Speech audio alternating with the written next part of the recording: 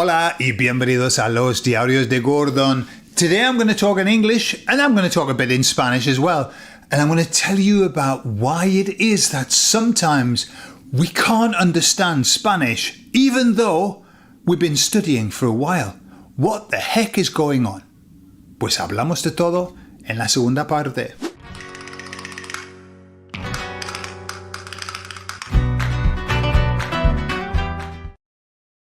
So I've got a friend. Yes, that might surprise you. I have a friend. I have more than one friend, I think, but I have one friend. Let's talk about that. So my friend is over here at the moment, here in Spain, and he's going through a bit of a process that's quite challenging for him at the moment, okay? He's been learning Spanish for a long time, and we are going to have various appointments with people in which they're speaking Spanish. And he said to me, Gordon, what on earth has happened to my Spanish? I can't understand. They're talking to me and I can't understand. Has that happened to you? It's happened to me. Let me tell you, it's happened to me. What's going on? Why is it? And my friend has been learning Spanish for a long time. Okay, he has conversations with people at home, chatting away, no problem at all. He comes to Spain, he's in a meeting with people, and he can't understand. What is it? It's simple.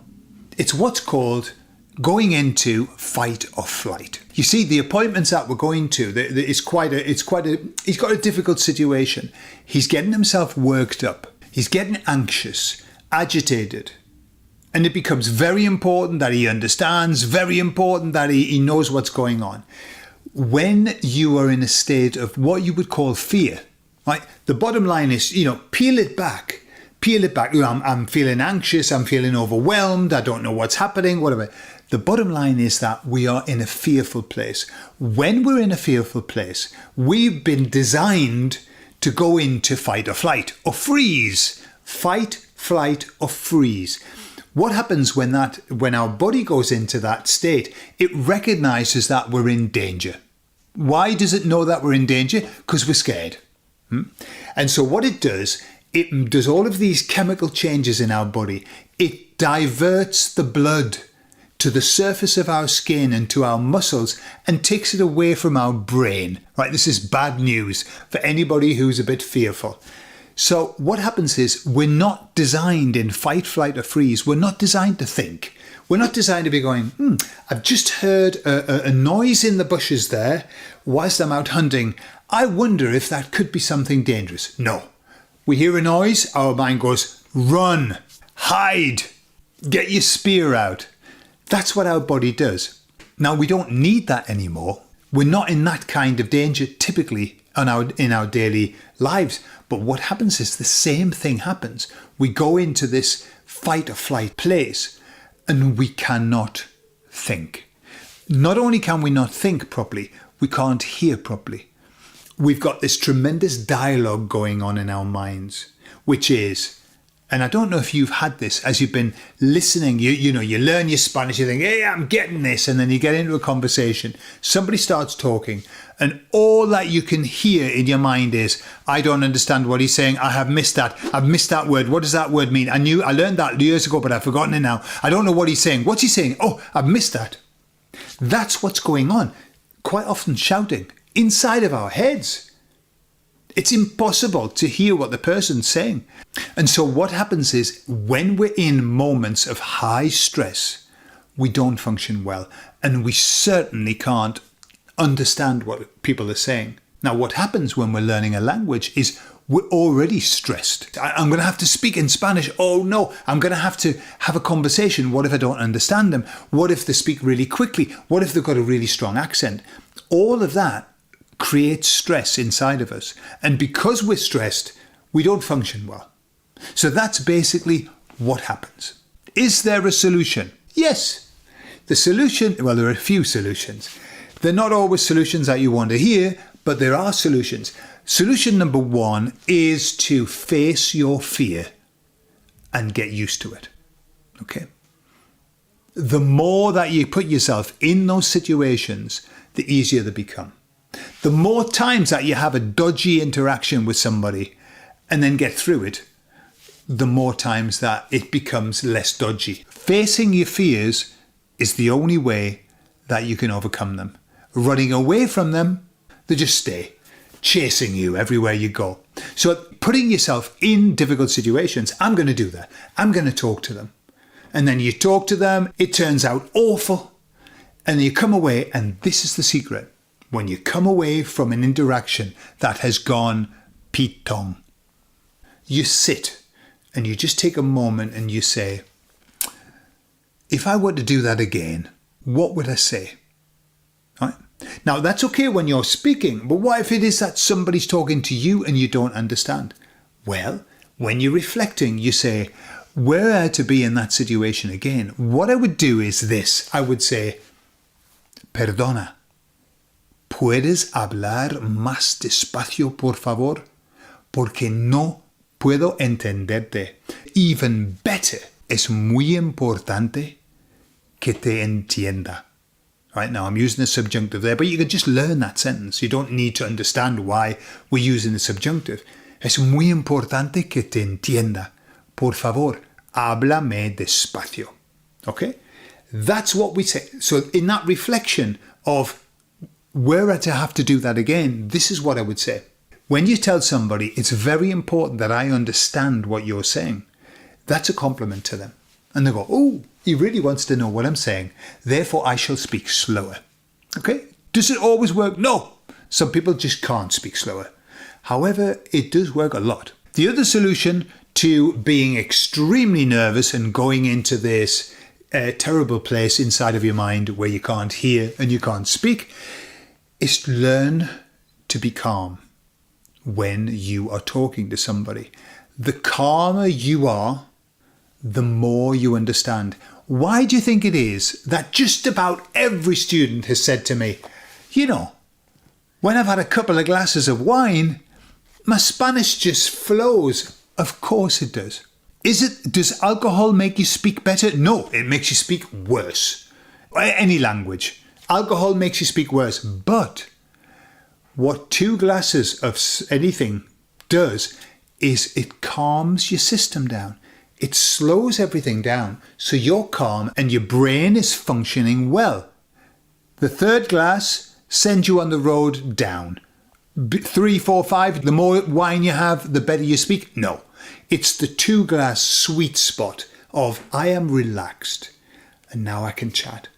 So being relaxed is the key, right? It's calming the mind. It's quietening down the mind. Now that takes time. It takes time. How do you get there? How do you get that calmness? Well, by knowing your subject really well, learning your Spanish really well, practicing speaking, but it's also getting the practice. The more times that you talk to people, the calmer you're going to be. I mean, you can practice, kind of mindfulness and meditation and all of that. However, the secret really is keep doing it. Just keep doing it. It gets easier.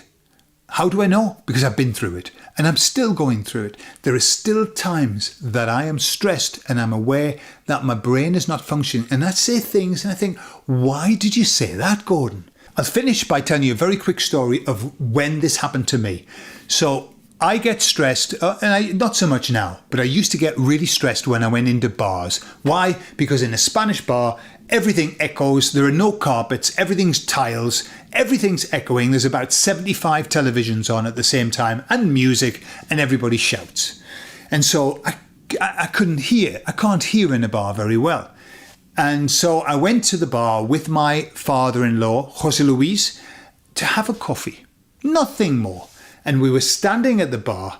I was aware that I was stressed because he was talking to me. And in the best of cases, understanding my father-in-law is a challenge, always has been. And he's chatting to me in a bar with all this music and all of this noise. I had a coffee and the barman came up to me and he looked at me and he said, blah, blah, blah, blah, blah, blah. And I thought, oh, I didn't catch that. And I said to him, pero, ¿qué? ¿Cómo? And he said, blah, blah, blah, blah, blah, blah. Now, when somebody tells you something and you don't understand the first time, well, of course you say, ¿Cómo? Perdón, no te he escuchado bien. Okay? And then they repeat it. When they repeat it for the second time and you haven't heard it, you've got one more chance. One more chance to ask them and you say, perdóname, es que hay mucho ruido. ¿Qué me has dicho? Okay? And then he said, he dicho, blah, blah, blah, blah, blah. Okay? Didn't hear. I was in full panic. After 3 times, if you haven't understood somebody, you've got to run out of you've got to pretend that you're having a heart attack, fall to the floor, faint, or run, vomit. Anything to distract from the fact that you haven't understood them. So I turned to my father-in-law and I said, ¿Qué ha dicho? And my father-in-law said, él ha dicho, blah, blah, blah, blah, blah. Okay? That was it.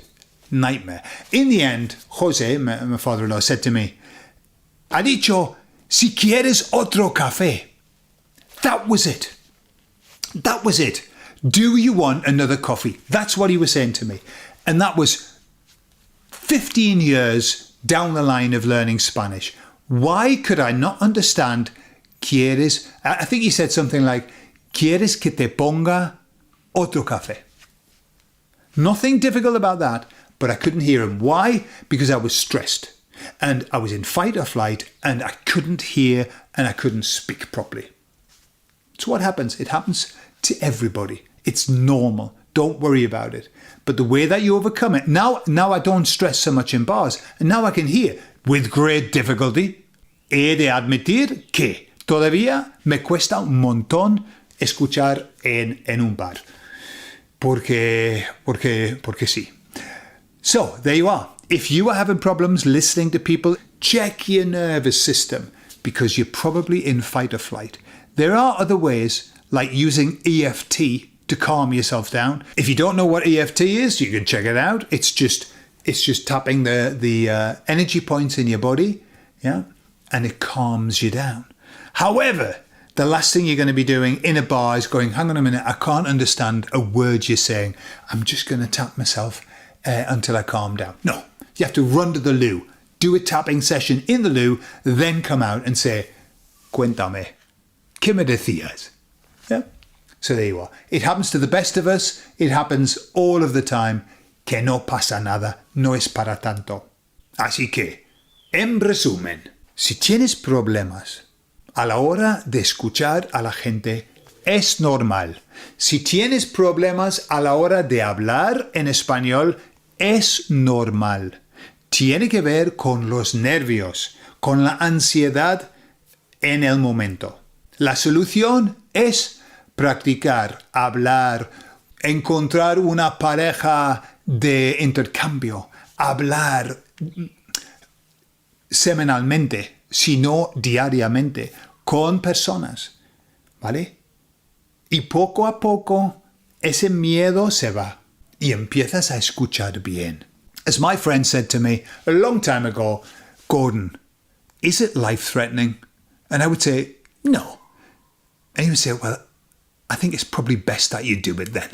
Y es mejor que lo hagáis. Sin miedo. Vale, chicos. Muchas gracias. Hasta luego. Adiós.